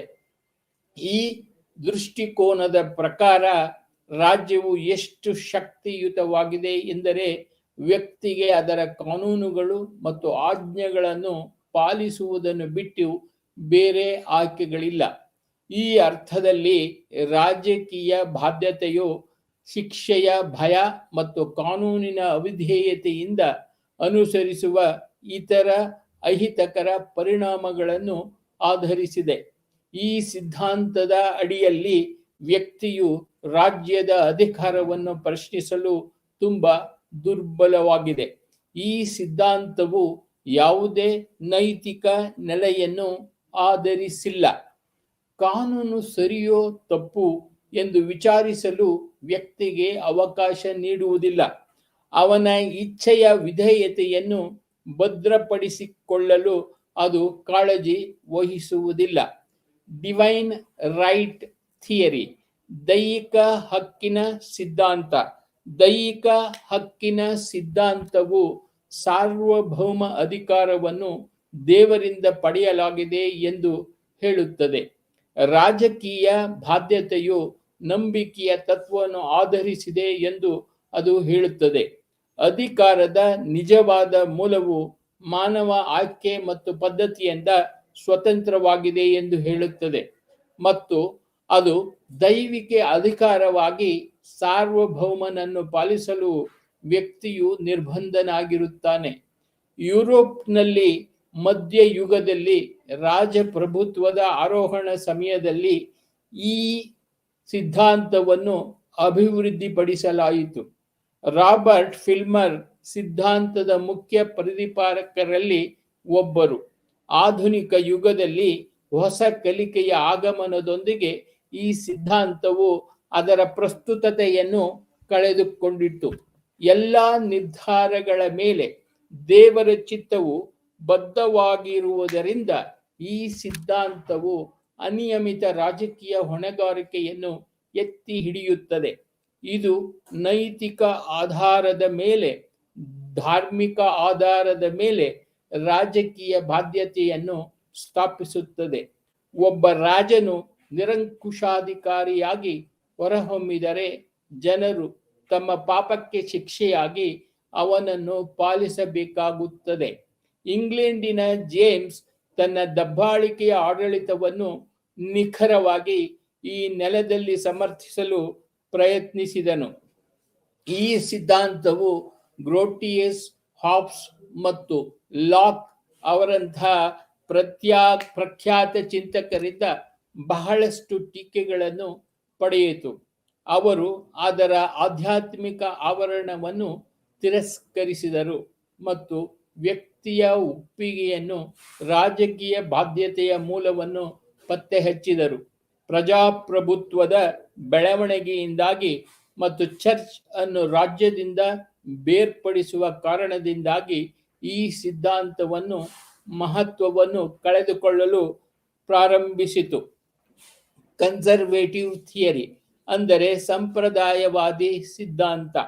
ಕನ್ಸರ್ವೇಟಿವ್ ಥಿಯರಿ ಎನ್ನುವುದು ರಾಜಕೀಯ ಮತ್ತು ಸಾಮಾಜಿಕ ತತ್ವಶಾಸ್ತ್ರವಾಗಿದ್ದು ಅದು ಸಾಂಪ್ರದಾಯಿಕ ಸಂಸ್ಥೆಗಳ ನಿರ್ವಹಣೆಯನ್ನು ಉತ್ತೇಜಿಸುತ್ತದೆ ಮತ್ತು ಸಮಾಜದಲ್ಲಿ ಕನಿಷ್ಠ ಮತ್ತು ಕ್ರಮೇಣ ಬದಲಾವಣೆಯನ್ನು ಬೆಂಬಲಿಸುತ್ತದೆ. ಕನ್ಸರ್ವೇಟಿವ್ ಚಿಂತಕರು ಪ್ರಾಯೋಗಿಕ ಕಾರಣಗಳಿಗಾಗಿ ರಾಜ್ಯ ಅಥವಾ ರಾಜಕೀಯ ಅಧಿಕಾರಕ್ಕೆ ವಿಧೇಯತೆಯನ್ನು ಎತ್ತಿ ಹಿಡಿಯುತ್ತಾರೆ. ಯಾವುದೇ ಸರ್ಕಾರವನ್ನು ಹೊಂದಿರುವುದಕ್ಕಿಂತ ಯಾವುದೇ ರೀತಿಯ ರಾಜಕೀಯ ಅಧಿಕಾರವನ್ನು ಅನುಸರಿಸುವುದು ಒಳ್ಳೆಯದು ಎಂದು ಡೇವಿಡ್ ಹ್ಯೂಮ್ ವಾದಿಸಿದರು. ಎಡ್ಮಂಡ್ ಬರ್ಗ್ ಸಾಮಾಜಿಕ ನಿರಂತರತೆಯ ಪರವಾಗಿ ವಾದಿಸಿದರು. ಕ್ರಾಂತಿಯು ಒಂದು ದುಷ್ಟ ಎಂದು ಅವರು ವಾದಿಸಿದರು ಮತ್ತು ಫ್ರೆಂಚ್ ಕ್ರಾಂತಿಯನ್ನು ಬಲವಾಗಿ ಟೀಕಿಸಿದರು. ಕ್ರಾಂತಿಯು ಹಿಂಸಾಚಾರ ಮತ್ತು ವಿನಾಶವನ್ನು ಒಳಗೊಂಡಿರುತ್ತದೆ ಮತ್ತು ಕ್ರಾಂತಿಯ ನಂತರ ಅದನ್ನು ಹಿಡಿಯಲು ನಿರ್ವಹಿಸುವವರಿಂದ ಅಧಿಕಾರದ ದುರ್ಬಳಕೆಗೆ ಕಾರಣವಾಗುತ್ತದೆ ಎಂದು ಹೇಳಿರುತ್ತಾರೆ. ಬರ್ಗ್ ಸುಧಾರಣೆಯ ಯಾವುದೇ ತೀವ್ರ ಆವೃತ್ತಿಗೆ ವಿರುದ್ಧವಾಗಿದ್ದರು ಮತ್ತು ಕ್ರಮೇಣ ಬದಲಾವಣೆಯನ್ನು ಬೆಂಬಲಿಸಿದರು. ಸಂಪ್ರದಾಯವಾದಿಗಳು ಮಾನವರು ನೈತಿಕವಾಗಿ ಮತ್ತು ಬೌದ್ಧಿಕವಾಗಿ ಅಪೂರ್ಣರು ಎಂದು ವಾದಿಸುತ್ತಾರೆ ಮತ್ತು ಸಂಪ್ರದಾಯ ಅಧಿಕಾರ ಮತ್ತು ಹಂಚಿಕೆಯ ಸಂಸ್ಕೃತಿ ಮಾತ್ರ ನೀಡಬಹುದಾದ ಭದ್ರತೆಯನ್ನು ಬಯಸುತ್ತಾರೆ. ರಾಜಕೀಯ ಬಾಧ್ಯತೆಯ ಸಂಪ್ರದಾಯವಾದಿ ದೃಷ್ಟಿಕೋನವು ಸಮ್ಮತಿ ಮತ್ತು ನೈತಿಕತೆಯ ಬದಲಿಗೆ ನ್ಯಾಯಸಮ್ಮತತೆಯನ್ನು ಆಧರಿಸಿದೆ. ಕನ್ಸೆಂಟ್ ಅಥವಾ ಕಾಂಟ್ರಾಕ್ಟ್ ಥಿಯರಿ ಈ ಸಮ್ಮತಿ ಮತ್ತು ಒಪ್ಪಂದಿ ಸಿದ್ಧಾಂತ. ಈ ಸಿದ್ಧಾಂತವು ವ್ಯಕ್ತಿಯ ಒಪ್ಪಿಗೆಯನ್ನು ರಾಜಕೀಯ ಬಾಧ್ಯತೆಯ ಸರಿಯಾದ ಮೂಲವೆಂದು ಪರಿಗಣಿಸುತ್ತದೆ. ಒಬ್ಬ ವ್ಯಕ್ತಿಯು ಅವನ ಅಥವಾ ಅವಳ ಒಪ್ಪಿಗೆಯೊಂದಿಗೆ ಮಾತ್ರ ಆಡಳಿತಗಾರನನ್ನು ಪಾಲಿಸಬೇಕೆಂದು ನಿರೀಕ್ಷಿಸಲಾಗಿದೆ. ಸರ್ಕಾರವು ತನ್ನ ನಾಗರಿಕರ ಸ್ಪಷ್ಟ ಅಥವಾ ಸೂಚ್ಯ ಒಪ್ಪಿಗೆಯೊಂದಿಗೆ ಮಾತ್ರ ತನ್ನ ಅಧಿಕಾರವನ್ನು ಚಲಾಯಿಸಬಹುದು. ಸಾಮಾಜಿಕ ಒಪ್ಪಂದದ ಸಿದ್ಧಾಂತದ ಮುಖ್ಯ ಪ್ರತಿಪಾದಕರು ಹಾಬ್ಸ್, ಲಾಕ್ ಮತ್ತು ರೂಸೋ. ಈ ಚಿಂತಕರು ಪ್ರಕೃತಿಯ ಸ್ಥಿತಿಯನ್ನು ಪ್ರತಿಪಾದಿಸಿದ್ದಾರೆ. ಅದು ರಾಜಕೀಯ ಅಧಿಕಾರವನ್ನು ರಚಿಸುವ ಮೊದಲು ಒಂದು ಕಾಲ್ಪನಿಕ ಹಂತವಾಗಿದೆ. ಸಾಮಾಜಿಕ ಒಪ್ಪಂದವು ರಾಜ್ಯವನ್ನು ಸ್ಥಾಪಿಸುವ ಒಪ್ಪಂದಕ್ಕೆ ಬರುವ ವಿಧಾನವನ್ನು ಪ್ರತಿನಿಧಿಸುತ್ತದೆ. ಇದು ಪ್ರಕೃತಿಯ ಸ್ಥಿತಿಯಿಂದ ನಾಗರಿಕ ಸಮಾಜಕ್ಕೆ ಪರಿವರ್ತನೆಯನ್ನು ಸೂಚಿಸುತ್ತದೆ. ಒಪ್ಪಂದದ ನಿಯಮಗಳು ರಾಜಕೀಯ ಬಾಧ್ಯತೆಯ ನೆಲ ಮತ್ತು ಮಿತಿಗಳನ್ನು ವ್ಯಾಖ್ಯಾನಿಸುತ್ತದೆ. ಲೆವಿಯಾಥಾನ್ನಲ್ಲಿ ಸರ್ಕಾರಗಳು ಹೇಗೆ ವರ್ತಿಸಿದರೂ ರಾಜಕೀಯ ಅಧಿಕಾರವನ್ನು ಪಾಲಿಸಲು ನಾಗರಿಕರಿಗೆ ಸಂಪೂರ್ಣ ಬಾಧ್ಯತೆ ಇದೆ ಎಂದು ಹಾಬ್ಸ್ ವಾದಿಸಿದರು. ನಾಗರಿಕರು ರಾಜ್ಯವನ್ನು ಪಾಲಿಸಲು ನಿರ್ಬಂಧಿತವಾಗಿದ್ದರೂ ರಾಜ್ಯವು ಯಾವುದೇ ಪರಸ್ಪರ ಬಾಧ್ಯತೆಗಳಿಗೆ ಒಳಪಟ್ಟಿಲ್ಲ ಎಂದು ಹಾಬ್ಸ್ ನಂಬಿದ್ದರು. ಹಾಬ್ಸ್ ಅನಿಯಮಿತ ರಾಜಕೀಯ ಹೊಣೆಗಾರಿಕೆಯನ್ನು ಪ್ರತಿಪಾದಿಸಿದರು. ಅದು ಮೇಲಿನಿಂದ ವಿಧಿಸಿದ ಒಪ್ಪಿಗೆಯನ್ನು ಮಾತ್ರ ಆಧರಿಸಿದೆ. ರಾಜಕೀಯ ಬಾಧ್ಯತೆಯ ಪರ್ಯಾಯ ಮತ್ತು ಹೆಚ್ಚು ಸಮತೋಲಿತ ದೃಷ್ಟಿಕೋನವು ಲಾಕ್ ಅವರ ಬರಹಗಳಲ್ಲಿ ಕಂಡುಬರುತ್ತದೆ. ನಾಗರಿಕ ಸಮಾಜವನ್ನು ಜನರ ಪರಸ್ಪರ ಒಪ್ಪಿಗೆಯಿಂದ ಸ್ಥಾಪಿಸಲಾಯಿತು. ಕೆಲವೇ ಕಾನೂನು ಉಲ್ಲಂಘಿಸುವವರನ್ನು ಎದುರಿಸಲು ಸಾಮಾಜಿಕ ಒಪ್ಪಂದದ ಅಡಿಯಲ್ಲಿ ಮನುಷ್ಯನು ತನ್ನ ಸ್ವಂತ ಪ್ರಕರಣದಲ್ಲಿ ನ್ಯಾಯಾಧೀಶನಾಗುವ ಹಕ್ಕನ್ನು ರಾಜ್ಯಕ್ಕೆ ಒಪ್ಪಿಸುತ್ತಾನೆ. ಅದು ತನ್ನ ಸ್ವಾಭಾವಿಕ ಹಕ್ಕಿನ ಜೀವನ, ಸ್ವಾತಂತ್ರ್ಯ ಮತ್ತು ಆಸ್ತಿ ರಕ್ಷಣೆಯ ಕಾರ್ಯವನ್ನು ವಹಿಸುತ್ತದೆ. ಆದ್ದರಿಂದ ಸರ್ಕಾರವು ಈ ಕಾರ್ಯವನ್ನು ನಿರ್ವಹಿಸಲು ವಿಫಲವಾದಲ್ಲಿ ಅದನ್ನು ವಿಸರ್ಜಿಸಬಹುದಾದ ಟ್ರಸ್ಟ್ ಆಗಿ ರಚಿಸಲಾಗಿದೆ. ಆದಾಗ್ಯೂ ಸಾಮಾಜಿಕ ಒಪ್ಪಂದದ ಕಲ್ಪನೆಯು ರೂಸೋ ಅವರ ಕೈಯಲ್ಲಿ ಹೆಚ್ಚು ತಾತ್ವಿಕ ರೂಪವನ್ನು ಪಡೆದುಕೊಂಡಿತು. ಅವರು ಜನರಲ್ ವಿಲ್ನಲ್ಲಿ ರಾಜಕೀಯ ಬಾಧ್ಯತೆಯ ಸತ್ಯವನ್ನು ಮರುಸ್ಥಾಪಿಸಿದರು. ಇದರ ಅರ್ಥ ನಾಗರಿಕ ಸಮಾಜಕ್ಕೆ ಪ್ರವೇಶಿಸಿದ ನಂತರ ಮನುಷ್ಯನು ತನ್ನ ಹಸಿವಿನ ಪ್ರಚೋದನೆಗಳಿಗೆ ಗುಲಾಮನಾಗಿ ಉಳಿಯುವುದಿಲ್ಲ ಎಂಬುದು. ಆದರೆ ಅವನು ಸಾಮಾನ್ಯ ಒಳಿತಿನ ಕಾನೂನನ್ನು ಪಾಲಿಸಲು ಬದ್ಧನಾಗಿರುತ್ತಾನೆ. ಅಂತಹ ಸಂದರ್ಭಗಳಲ್ಲಿ ನಾಗರಿಕರು ಮುಕ್ತರಾಗಲು ಒತ್ತಾಯಿಸಬೇಕು ಎಂದು ರೂಸೋ ಒಪ್ಪಿಕೊಂಡರು. ಹೀಗಾಗಿ ಸಾಮಾಜಿಕ ಒಪ್ಪಂದದ ಸಿದ್ಧಾಂತವು ಆಳುವ ಅಧಿಕಾರವು ಕಾನೂನುಬದ್ಧವಾಗಿರಬೇಕಾದರೆ ಅಂತಿಮವಾಗಿ ಆಡಳಿತದ ಒಪ್ಪಿಗೆಯ ಮೇಲೆ ವಿಶ್ರಾಂತಿ ಪಡೆಯಬೇಕು ಎಂಬ ಪರಿಕಲ್ಪನೆಯನ್ನು ಸಮರ್ಥಿಸುತ್ತದೆ. ಸಾಮಾಜಿಕ ಒಪ್ಪಂದದ ಪ್ರತಿಪಾದಕರಲ್ಲಿ ಲಾಕ್ ಸೀಮಿತ ರಾಜಕೀಯ ಬಾಧ್ಯತೆಯನ್ನು ಸೃಷ್ಟಿಸುತ್ತಾರೆ. ಹಾಬ್ಸ್ ಮತ್ತು ರೂಸೋ ಬೇಷರತ್ತಾದ ಒಪ್ಪಿಗೆ ಮತ್ತು ಸಂಪೂರ್ಣ ಸಾರ್ವಭೌಮತ್ವವನ್ನು ಪ್ರತಿಪಾದಿಸುತ್ತಾರೆ. ಐಡಿಯಲಿಸ್ಟ್ ಥಿಯರಿ ಅಂದರೆ ಆದರ್ಶವಾದಿ ಸಿದ್ಧಾಂತ. ಆದರ್ಶವಾದಿ ಚಿಂತನೆಯ ಶಾಲೆಯು ಮೂಲತಃ ಬೇಷರತ್ತಾದ ಮತ್ತು ಅನಿಯಮಿತ ಬಾಧ್ಯತೆಯನ್ನು ಸೃಷ್ಟಿಸಿತು. ಆದರೆ ನಂತರ ಎಚ್ಚರಿಕೆ ಟಿಪ್ಪಣಿಯನ್ನು ಒಪ್ಪಿಕೊಳ್ಳಲು ಅದನ್ನು ಮಾರ್ಪಡಿಸಲಾಯಿತು. JWF ಹೆಗೆಲ್ ರಾಜ್ಯ ಮತ್ತು ಸರ್ಕಾರದ ನಡುವೆ ಸ್ಪಷ್ಟವಾದ ವ್ಯತ್ಯಾಸವನ್ನು ಮಾಡದೆ ಅನಿಯಮಿತ ರಾಜಕೀಯ ಹೊಣೆಗಾರಿಕೆಯನ್ನು ಪ್ರತಿಪಾದಿಸಿದರು. ರಾಜ್ಯವು ಭೂಮಿಯ ಮೇಲಿನ ದೇವರ ಮೆರವಣಿಗೆ ಎಂದು ಅವರು ಹೇಳಿದಾಗ ಅವರು ರಾಜ್ಯದ ಉಗಮಕ್ಕೆ ದೈವಿಕ ಕಾರಣವನ್ನು ನೀಡಿದರು. 19ನೇ ಶತಮಾನದಲ್ಲಿ ಸರ್ಕಾರವು ತನ್ನ ನಾಗರಿಕರ ಬೇಷರತ್ತಾದ ವಿಧೇಯತೆಯನ್ನು ಪಡೆಯಲು ಸಾಧ್ಯವಿಲ್ಲ ಎಂದು ಘೋಷಿಸಿದಾಗ ಟಿ.ಎಚ್. ಗ್ರೀನ್ ಆದರ್ಶವಾದಿ ಸಂಪ್ರದಾಯವನ್ನು ಮಾರ್ಪಡಿಸಿದರು. ಒಬ್ಬ ವ್ಯಕ್ತಿಯು ಸಮಾಜಕ್ಕೆ ತನ್ನ ನಿಷ್ಠೆಯನ್ನು ನೀಡಬೇಕೇ ಹೊರತು ರಾಜ್ಯ ಅಥವಾ ಸರ್ಕಾರಕ್ಕೆ ಅಲ್ಲ ಎಂದು ಗ್ರೀನ್ ವಾದಿಸಿದರು. ರಾಜಕೀಯ ಹೊಣೆಗಾರಿಕೆಯ ತತ್ವಗಳ ಕುರಿತಾದ ಅವರ ಉಪನ್ಯಾಸಗಳಲ್ಲಿ ರಾಜ್ಯವು ತನ್ನ ನಾಗರಿಕರಿಂದ ಕಲ್ಪಿಸಲ್ಪಟ್ಟ ಸಾಮಾನ್ಯ ಒಳಿತನ್ನು ಉತ್ತೇಜಿಸಲು ನಿರ್ಬಂಧವನ್ನು ಹೊಂದಿದೆ ಎಂದು ಅವರು ವಾದಿಸಿದರು ಮತ್ತು ಸಾಮಾನ್ಯ ಒಳಿತನ್ನು ಉತ್ತೇಜಿಸುವ ಕಾನೂನುಗಳನ್ನು ಮಾತ್ರ ಪಾಲಿಸಲು ಆ ವ್ಯಕ್ತಿಯು ನಿರ್ಬಂಧಿತನಾಗಿರುತ್ತಾನೆ ಎಂದು ಗ್ರೀನ್ ಹೇಳಿದರು. ಬಲವಂತನಾಗುವುದಿಲ್ಲ ರಾಜ್ಯದ ಆಧಾರವಾಗಿದೆ. ಹೀಗಾಗಿ ಗ್ರೀನ್ನ ರಾಜಕೀಯ ಬಾಧ್ಯತೆಯ ದೃಷ್ಟಿಕೋನವು ಮಾನವರ ನೈತಿಕ ಸ್ವಭಾವ ಮತ್ತು ಸಾಮರ್ಥ್ಯವನ್ನು ಆಧರಿಸಿದೆ. ಆದರ್ಶವಾದಿ ಸಿದ್ಧಾಂತಗಳು ತೀರಾ ಅಮೂರ್ತವಾದ ನೆಲೆಯಲ್ಲಿ ಟೀಕಿಸಲ್ಪಟ್ಟಿವೆ. ಇದು ಸಾಮಾನ್ಯ ವಿಷಯಗಳನ್ನು ಹೆಚ್ಚು ತಾತ್ವಿಕ ಮತ್ತು ಆಧ್ಯಾತ್ಮಿಕ ರೂಪದಲ್ಲಿ ಇರಿಸುತ್ತದೆ. ಅದು ಸರಾಸರಿ ತಿಳುವಳಿಕೆಯುಳ್ಳ ವ್ಯಕ್ತಿಗೆ ಅರ್ಥವಾಗುವುದಿಲ್ಲ. ಆದರ್ಶವಾದಿ ತಮ್ಮ ರಾಜಕೀಯ ಬಾಧ್ಯತೆಯ ಸಿದ್ಧಾಂತದಲ್ಲಿ ಪ್ರತಿರೋಧದ ಹಕ್ಕನ್ನು ಸರಿಹೊಂದಿಸಲು ಹಿಂಜರಿಯುತ್ತಾರೆ. ಮಾರ್ಕ್ಸಿಸ್ಟ್ ಥಿಯರಿ ಅಂದರೆ ಮಾರ್ಕ್ಸ್ವಾದಿ ಸಿದ್ಧಾಂತ. ಮಾರ್ಕ್ಸ್ವಾದಿ ಸಿದ್ಧಾಂತವು ರಾಜಕೀಯ ಬಾಧ್ಯತೆಯ ಇತರ ಸಿದ್ಧಾಂತಗಳಿಗಿಂತ ಭಿನ್ನವಾಗಿದೆ. ಇದು ರಾಜ್ಯದ ಕಡೆಗೆ ರಾಜಕೀಯ ಬಾಧ್ಯತೆಯ ಪರಿಕಲ್ಪನೆಗೆ ವಿರುದ್ಧವಾಗಿದೆ. ಈ ಸಿದ್ಧಾಂತದ ಪ್ರಕಾರ ರಾಜ್ಯವು ಸಮುದಾಯದ ಸಂಘಟದ ಶಕ್ತಿ ಇಲ್ಲ, ಬದಲಿಗೆ ಇದು ಪ್ರಬಲ ವರ್ಗದ ಸಂಘಟಿತ ಶಕ್ತಿಯಾಗಿದೆ. ಇದು ಉತ್ಪಾದನೆಯ ಪ್ರಮುಖ ಸಾಧನಗಳನ್ನು ನಿಯಂತ್ರಿಸುತ್ತದೆ.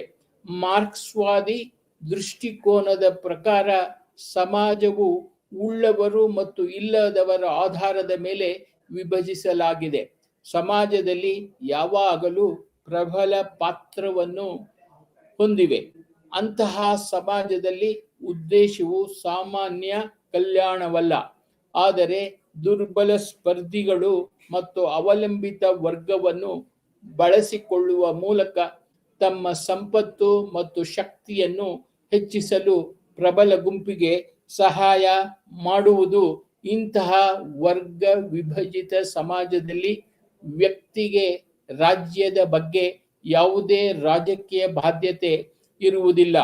ಕ್ರಾಂತಿಯ ನಂತರ ಹೊಸ ರಾಜ್ಯ ಅಸ್ತಿತ್ವಕ್ಕೆ ಬಂದಾಗ ರಾಜಕೀಯ ಬಾಧ್ಯತೆಯು ಪ್ರಕರಣವನ್ನು ಉದ್ಭವಿಸುತ್ತದೆ. ಈ ಹೊಸ ರಾಜ್ಯವನ್ನು ಮಾರ್ಕ್ಸ್ ಕಾರ್ಮಿಕ ವರ್ಗದ ಸರ್ವಾಧಿಕಾರ ಎಂದು ಪರಿಗಣಿಸಿದ್ದಾರೆ. ಶ್ರಮಜೀವಿಗಳ ಸರ್ವಾಧಿಕಾರ ಎಂದರೆ ಕಾಂಕ್ರೀಟ್ ಪ್ರಜಾಪ್ರಭುತ್ವ, ಅಂದರೆ ಅಲ್ಪಸಂಖ್ಯಾತರ ಮೇಲೆ ಬಹುಮತದ ಬಲವಂತದ ಶಕ್ತಿ. ಆದಾಗ್ಯೂ ಕಮ್ಯುನಿಸಂ ಎಂದು ಕರೆಯಲ್ಪಡುವ ಅಭಿವೃದ್ಧಿಯ ಕೊನೆಯ ಹಂತದಲ್ಲಿ ರಾಜ್ಯವು ಒಣಗಿ ಹೋಗುವುದರೊಂದಿಗೆ ರಾಜಕೀಯ ಬಾಧ್ಯತೆಯ ಕಲ್ಪನೆಯು ಅಸ್ತಿತ್ವದಲ್ಲಿಲ್ಲ. ಅನಾರ್ಕಿಸ್ಟ್ ಥಿಯರಿ ಅಂದರೆ ಅರಾಜಕತಾವಾದಿ ಸಿದ್ಧಾಂತ. ಅರಾಜಕಾತಿ ದೃಷ್ಟಿಕೋನವು ಸಮಾಜದ ಬಲವಂತದ ಅಧಿಕಾರವಿಲ್ಲದೆಯೇ ಸಮಾಜವನ್ನು ಸಂಘಟಿಸಬಹುದೆಂದು ಮತ್ತು ಸಂಘಟಿತವಾಗಿರಬೇಕು.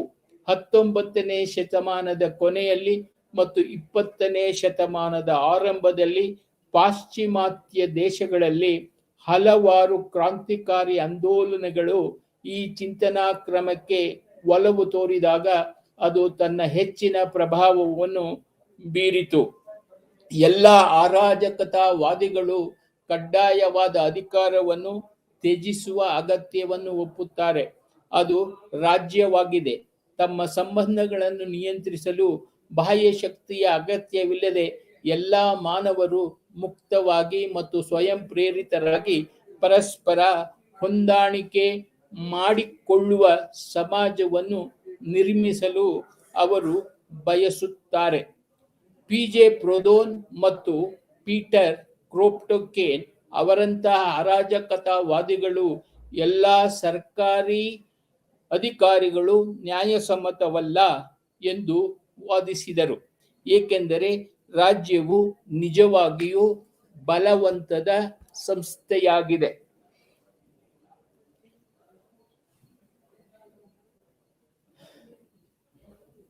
ಇದು ಭ್ರಷ್ಟ ಮತ್ತು ಅನ್ಯಾಯದ ಸಮಾಜಕ್ಕೆ ಮಾತ್ರ ಸೂಕ್ತವಾಗಿದೆ.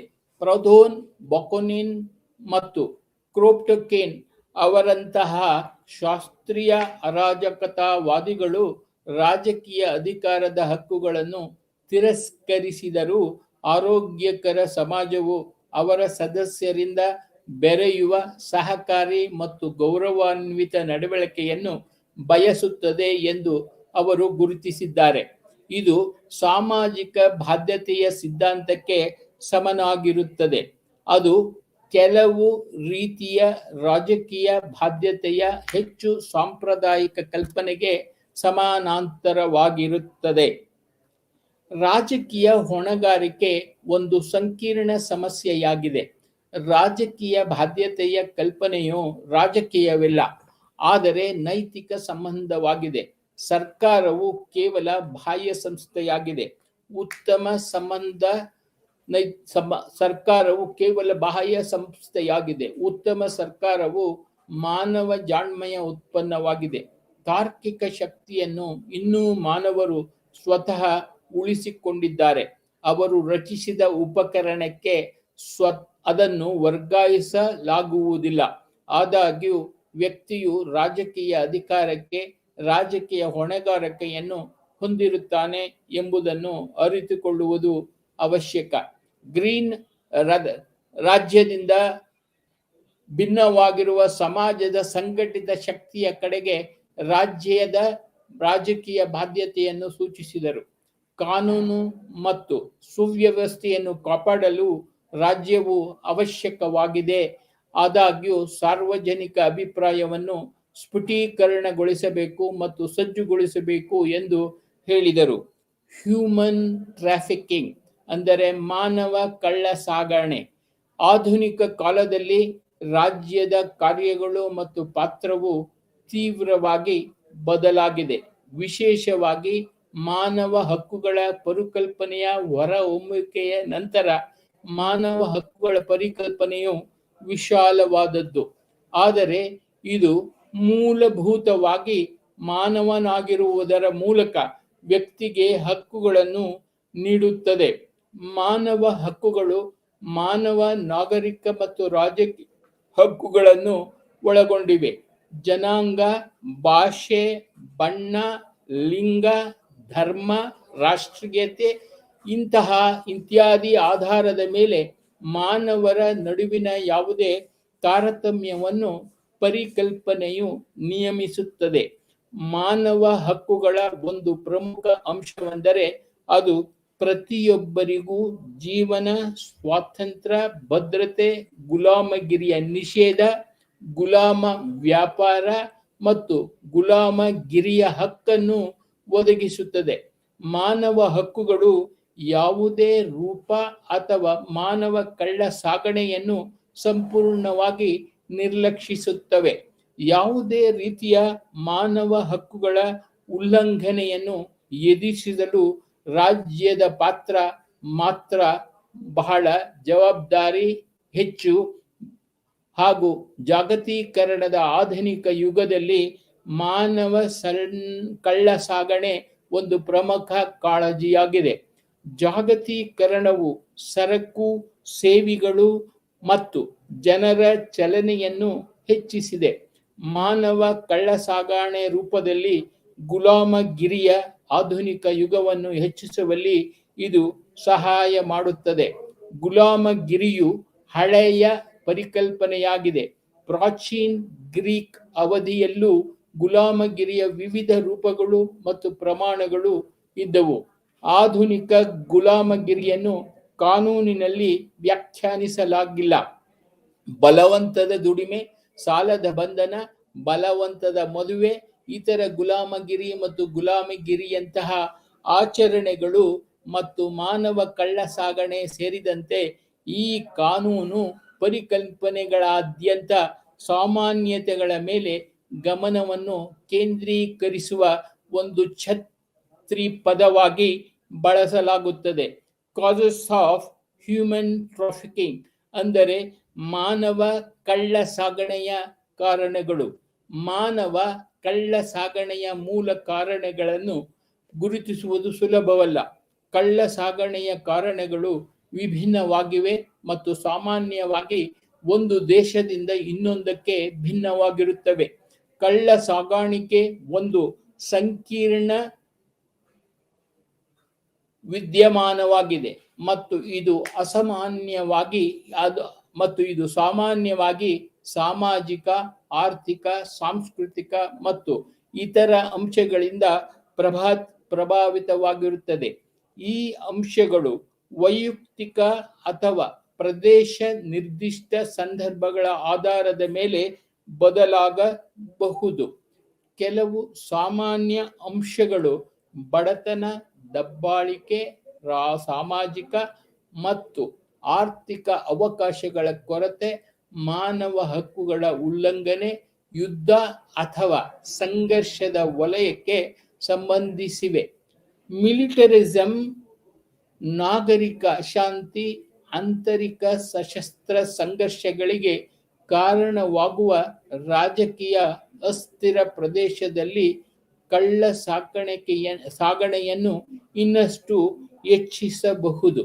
ಇದಲ್ಲದೆ ನೈಸರ್ಗಿಕ ವಿಕೋಪ ಪೀಡಿತ ಪ್ರದೇಶದಲ್ಲಿ ಮಾನವ ಕಳ್ಳ ಸಾಗಣೆ ಪ್ರಮುಖ ಕಾಳಜಿಯಾಗಿದೆ. ಜನಸಂಖ್ಯೆಯ ಅಸ್ಥಿರತೆ ಮತ್ತು ಸ್ಥಳಾಂತರವು ಕಳ್ಳ ಸಾಗಣೆ ಮತ್ತು ಬಲವಂತದ ಕಾರ್ಮಿಕರ ಮೂಲಕ ಶೋಷಣೆ ಮತ್ತು ದುರುಪಯೋಗಕ್ಕೆ ಅವರ ದುರ್ಬಲತೆಯನ್ನು ಹೆಚ್ಚಿಸುತ್ತದೆ. ನೇಪಾಳದಲ್ಲಿ 2015ರ ವಿನಾಶಕಾರಿ ಭೂಕಂಪದ ನಂತರ ಮಾನವ ಕಳ್ಳ ಸಾಗಣೆಯು ವಿಶೇಷವಾಗಿ ಸಾಮಾಜಿಕವಾಗಿ ಮತ್ತು ಆರ್ಥಿಕವಾಗಿ ಹಿಂದುಳಿದ ಗುಂಪುಗಳಾದ ತಮಾಂಗ್ ಮತ್ತು ದಲಿತ ಸಮುದಾಯಗಳ ಮಹಿಳೆಯರು ಮತ್ತು ಮಕ್ಕಳ ಮೇಲೆ ಪರಿಣಾಮ ಬೀರುತ್ತದೆ. ಅಂತೆಯೇ ಯುದ್ಧ ಮತ್ತು ನಾಗರಿಕ ಕಲಹವು ಜನಸಂಖ್ಯೆಯ ಬೃಹತ್ ಸ್ಥಳಾಂತರಕ್ಕೆ ಕಾರಣವಾಗಬಹುದು. ಅನಾಥರು ಮತ್ತು ಬೀದಿ ಮಕ್ಕಳನ್ನು ಕಳ್ಳ ಸಾಗಣೆಗೆ ಅತ್ಯಂತ ದುರ್ಬಲವಾಗಿ ಬಿಡಬಹುದು. ನಾವು ಹಲವಾರು ಪಶ್ಚಿಮ ಏಷ್ಯಾದ ದೇಶಗಳಲ್ಲಿ, ವಿಶೇಷವಾಗಿ ಇತ್ತೀಚೆಗೆ ಸಿರಿಯಾದಲ್ಲಿ ನೋಡಬಹುದು. ಮಾನವ ಕಳ್ಳ ಸಾಗಣೆಗೆ ಮತ್ತೊಂದು ಸಾಮಾನ್ಯ ಕಾರಣವೆಂದರೆ ಅಗ್ಗದ ಕಾರ್ಮಿಕರ ಬೇಡಿಕೆ. ಜನಸಂಖ್ಯೆಯು ಬೆಳವಣಿಗೆ ಹೆಚ್ಚಿನ ದರದಿಂದಾಗಿ ನಿರುದ್ಯೋಗ ಮತ್ತು ಬಡತನದ ಜನರು ಉತ್ತಮ ಅವಕಾಶಗಳ ನಿರೀಕ್ಷೆಯಲ್ಲಿ ಒಂದೇ ಸ್ಥಳದಿಂದ ವಲಸೆ ಹೋಗಲು ಒಪ್ಪುತ್ತಾರೆ. ಈ ಜನರನ್ನು ನಿರ್ಮಾಣ ಕೆಲಸಗಳಲ್ಲಿ, ಕೃಷಿ ಕ್ಷೇತ್ರಗಳಲ್ಲಿ ಮತ್ತು ಮನೆ ಕೆಲಸದ ಕೆಲಸಗಳಲ್ಲಿ ಬಲವಂತದ ಕಾರ್ಮಿಕರಾಗಿ ಬಳಸಲಾಗುತ್ತದೆ. ಕಳ್ಳ ಸಾಗಣೆಯ ಬಲಿಪಶುಗಳು ವ್ಯಾಪಾರ ಮಾಲೀಕರು ಮತ್ತು ದಲ್ಲಾಳಿಗಳ ವಿರಳವಾಗಿ ತಮ್ಮನ್ನು ರಕ್ಷಿಸಿಕೊಳ್ಳಬಹುದು, ಏಕೆಂದರೆ ಅವರಿಗೆ ಕೆಲವೇ ಪರ್ಯಾಯಗಳಿವೆ. ಮಾನವ ಕಳ್ಳ ಸಾಗಾಣಿಕೆಯನ್ನು ಭಾರತದಲ್ಲಿ ಕಾನೂನು ಬಾಹಿರವೆಂದು ಪರಿಗಣಿಸಲಾಗುತ್ತದೆ ಮತ್ತು ಪ್ರಸ್ತುತ ಸಾಮಾಜಿಕ, ಆರ್ಥಿಕ ಮತ್ತು ರಾಜಕೀಯ ಪರಿಸ್ಥಿತಿಗಳಲ್ಲಿ ಇದು ಗಮನಾರ್ಹ ಸಮಸ್ಯೆಯಾಗಿ ಉಳಿದಿದೆ. ಮಹಿಳಾ ಮತ್ತು ಮಕ್ಕಳ ಅಭಿವೃದ್ಧಿ ಸಚಿವಾಲಯದ ಪ್ರಕಾರ 2016ರಲ್ಲಿ ಭಾರತದಲ್ಲಿ ಸುಮಾರು 20,000 ಮಹಿಳೆಯರು ಮತ್ತು ಮಕ್ಕಳು ಮಾನವ ಕಳ್ಳ ಸಾಗಣೆಗೆ ಬಲಿಯಾದರು. ಅದು 2015ಕ್ಕೆ ಹೋಲಿಸಿದರೆ ಸುಮಾರು 25% ಏರಿಕೆಯಾಗಿದೆ. ದಕ್ಷಿಣ ಏಷ್ಯಾದಲ್ಲಿ ಭಾರತವು ವೇಗವಾಗಿ ಬೆಳೆಯುತ್ತಿರುವ ಮಾನವ ಕಳ್ಳ ಸಾಗಣೆಯ ಕೇಂದ್ರವಾಗಿದೆ. ನೇಪಾಳ ಮತ್ತು ಬಾಂಗ್ಲಾದೇಶದಿಂದ ಮಹಿಳೆಯರು ಮತ್ತು ಮಕ್ಕಳನ್ನು ವಿವಿಧ ರೀತಿಯ ಶೋಷಣೆಗಾಗಿ ಅಕ್ರಮವಾಗಿ ಭಾರತಕ್ಕೆ ವಲಸೆ ಹೋಗುತ್ತಾರೆ. ಕೆಳವರ್ಗದ ಅಥವಾ ಬುಡಕಟ್ಟು ಸಮುದಾಯಗಳ ಜನರು ಮತ್ತು ಸಮಾಜದ ಹೊರಗಿಡಪಟ್ಟ ಗುಂಪುಗಳ ಮಹಿಳೆಯರು ಮತ್ತು ಮಕ್ಕಳು ಸಾಮಾನ್ಯವಾಗಿ ಮಾನವ ಕಳ್ಳ ಸಾಗಣೆಗೆ ಬಲಿಯಾಗುತ್ತಾರೆ. ವಿಶ್ವದಲ್ಲೇ ಅತಿ ಹೆಚ್ಚು ಬಾಲಕಾರ್ಮಿಕರನ್ನು ಹೊಂದಿರುವ ದೇಶವು ಭಾರತ. ಕಾರ್ಮಿಕ ಸಚಿವಾಲಯದ ಪ್ರಕಾರ 12.6 ಮಿಲಿಯನ್ ಮಕ್ಕಳು 5 ರಿಂದ 14 ವರ್ಷ ವಯಸ್ಸಿನವರು ಪ್ರಸ್ತುತ ಭಾರತದಲ್ಲಿ ಕೆಲಸ ಮಾಡುತ್ತಿದ್ದಾರೆ. ಸಾಂವಿಧಾನಿಕ ಮತ್ತು ಕಾನೂನು ನಿಬಂಧನೆಗಳ ಪ್ರಕಾರ ಭಾರತದಲ್ಲಿ ಯಾವುದೇ ರೀತಿಯ ಮಾನವ ಕಳ್ಳ ಸಾಗಣೆಯನ್ನು ಸಂಪೂರ್ಣವಾಗಿ ನಿಷೇಧಿಸಲಾಗಿದೆ. ಅಪರಾಧಿಗಳಿಗೆ ಯಾವುದೇ ಕಾನೂನನ್ನು ಹೇರುವ ಅಧಿಕಾರವು ರಾಜ್ಯಕ್ಕಿದೆ. ಭಾರತೀಯ ಸಂವಿಧಾನದ 23ನೇ ವಿಧಿಯು ಮಾನವರಲ್ಲಿ ಸಂಚಾರ ನಿಷೇಧ ಮತ್ತು ಬಲವಂತದ ಕಾರ್ಮಿಕರ ಬಗ್ಗೆ ಮಾತನಾಡುತ್ತದೆ. ಮನುಷ್ಯರು ಮತ್ತು ಬೇಗಾರ್ ಮತ್ತು ಇತರ ರೀತಿಯ ಬಲವಂತದ ದುಡಿಮೆಯನ್ನು ನಿಷೇಧಿಸಲಾಗಿದೆ ಮತ್ತು ಈ ನಿಬಂಧನೆ ಯಾವುದೇ ಉಲ್ಲಂಘನೆಯು ಕಾನೂನಿನ ಪ್ರಕಾರ ಶಿಕ್ಷಾರ್ಹ ಅಪರಾಧವಾಗಿದೆ. ಒಟ್ಟಾರೆಯಾಗಿ ಜಗತ್ತಿನಾದ್ಯಂತ ಡ್ರಗ್ಸ್ ಮತ್ತು ಶಸ್ತ್ರಾಸ್ತ್ರ ವ್ಯಾಪಾರದ ನಂತರ ಮಾನವ ಕಳ್ಳ ಸಾಗಣೆಯು 3ನೇ ಅತಿ ದೊಡ್ಡ ಸಂಘಟಿತ ಅಪರಾಧವಾಗಿದೆ. ಇಲ್ಲಿಯವರೆಗೆ ಯಾವುದೇ ಪ್ರದೇಶದಲ್ಲಿ ಕಳ್ಳ ಸಾಗಣೆಯಾದ ವ್ಯಕ್ತಿಗಳು ಅಥವಾ ಮಕ್ಕಳ ಸಂಖ್ಯೆಯ ಬಗ್ಗೆ ಯಾವುದೇ ಸ್ಪಷ್ಟ ಮಾಹಿತಿ ಇರುವುದಿಲ್ಲ. ಮಾನವ ಕಳ್ಳ ಸಾಗಣೆಯ ಹಲವಾರು ಪ್ರಕರಣಗಳು ವರದಿಯಾಗಿಲ್ಲ. ಯಾವುದೇ ಸಮಾಜದಲ್ಲಿ ಇದು ಸಂಕೀರ್ಣ ಸಮಸ್ಯೆಯಾಗಿದೆ. ಈ ಅಪರಾಧವನ್ನು ತೊಡೆದುಹಾಕಲು ಕಾನೂನು ರಚನೆ ಮಾತ್ರ ಪರಿಣಾಮಕಾರಿ ಹೆಜ್ಜೆಯಲ್ಲ.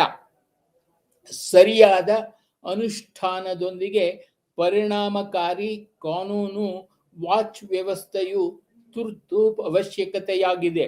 ಸರಳ ಕಾನೂನು ಜಾರಿ ಕಾರ್ಯವಿಧಾನಕ್ಕಿಂತ ಕಳ್ಳ ಸಾಗಣೆ ಸಮಸ್ಯೆಯು ಸಮಾಜದ ಸಮಸ್ಯೆಯಾಗಿದೆ. ಹಾಗಾಗಿ ನಾಗರಿಕ ಸಮಾಜ ಇದನ್ನು ಗಂಭೀರವಾಗಿ ಪರಿಗಣಿಸಬೇಕು.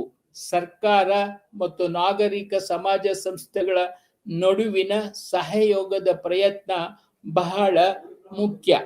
ಭಾರತದಲ್ಲಿ ಮಾನವ ಕಳ್ಳ ಸಾಗಣೆ ಮತ್ತು ಸಂಬಂಧಿತ ಅಪರಾಧಗಳನ್ನು ತೊಡೆದುಹಾಕಲು ಸರ್ಕಾರವು ಎಲ್ಲ ಕಾನೂನುಗಳನ್ನು ಪರಿಣಾಮಕಾರಿ ರೀತಿಯಲ್ಲಿ ಜಾರಿಗೊಳಿಸಬೇಕು.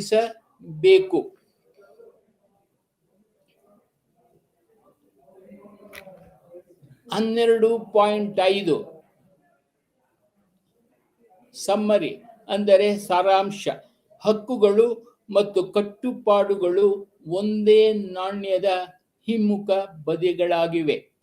ಹಕ್ಕನ್ನು ಹೊಂದಲು ಸಾಮಾನ್ಯವಾಗಿ ಆ ಹಕ್ಕನ್ನು ಎತ್ತಿ ಹಿಡಿಯುವ ಅಥವಾ ಗೌರವಿಸುವ ಬಾಧ್ಯತೆಯ ಅಡಿಯಲ್ಲಿ ಬೇರೊಬ್ಬರನ್ನು ಇರಿಸುತ್ತದೆ.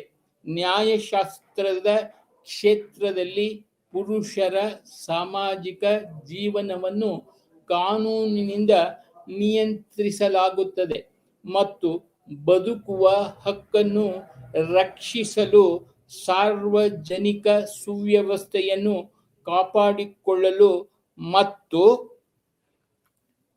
ಋಣಾತ್ಮಕ ಹಕ್ಕುಗಳು ತನ್ನ ಅಧಿಕಾರವನ್ನು ಮಿತಿಗೊಳಿಸಲು ಅಥವಾ ನಿರ್ಬಂಧಿಸಲು ರಾಜ್ಯದ ಕಡೆಯಿಂದ ಬಾಧ್ಯತೆಯನ್ನು ಒಳಗೊಳ್ಳುತ್ತದೆ. ಧನಾತ್ಮಕ ಹಕ್ಕುಗಳು ಆರ್ಥಿಕ ಜೀವನವನ್ನು ನಿರ್ವಹಿಸಲು ರಾಜ್ಯವನ್ನು ನಿರ್ಬಂಧಿಸುತ್ತವೆ, ಕಲ್ಯಾಣ ಸೇವೆಗಳ ಶ್ರೇಣಿಯನ್ನು ಒದಗಿಸುತ್ತವೆ ಮತ್ತು ಇತ್ಯಾದಿ. ಆದಾಗ್ಯೂ ಕಟ್ಟುಪಾಡುಗಳು ಯಾವಾಗಲೂ ರಾಜ್ಯದ ಮೇಲೆ ಬರುವುದಿಲ್ಲ. ಹಕ್ಕುಗಳನ್ನು ಹೊಂದಿರುವ ವ್ಯಕ್ತಿಗಳು ರಾಜ್ಯದ ಕಡೆಗೆ ಬಾಧ್ಯತೆಗಳನ್ನು ಒಪ್ಪಿಕೊಳ್ಳಬೇಕು. ವೈಯಕ್ತಿಕ ಭದ್ರತೆಯನ್ನು ಖಚಿತಪಡಿಸಿಕೊಳ್ಳಲು ಸರ್ಕಾರವು ಬಾಧ್ಯತೆಯನ್ನು ಹೊಂದಿದೆ. ಇಲ್ಲದಿದ್ದರೆ ನಾಗರಿಕ ಜೀವನ ಅಸಾಧ್ಯ. ಆದ್ದರಿಂದ ಪೌರತ್ವವು ಹಕ್ಕುಗಳು ಮತ್ತು ಕಟ್ಟುಪಾಡುಗಳ ಮಿಶ್ರಣವಾಗಿದೆ. ನಾಗರಿಕನ ಕರ್ತವ್ಯವೆಂದರೆ ರಾಜ್ಯದ ಅಧಿಕಾರವನ್ನು ಅಂಗೀಕರಿಸುವುದು ಮತ್ತು ಅದರ ಕಾನೂನುಗಳನ್ನು ಪಾಲಿಸುವುದು. ಇಲ್ಲಿಗೆ BPS 103ರ ಬ್ಲಾಕ್ 4ರ ಘಟಕ 12ರ ಸಂಚಿಕೆ ಅಂತ್ಯವಾಗುತ್ತದೆ. ಎಲ್ಲರಿಗೂ ನಮಸ್ತೆ.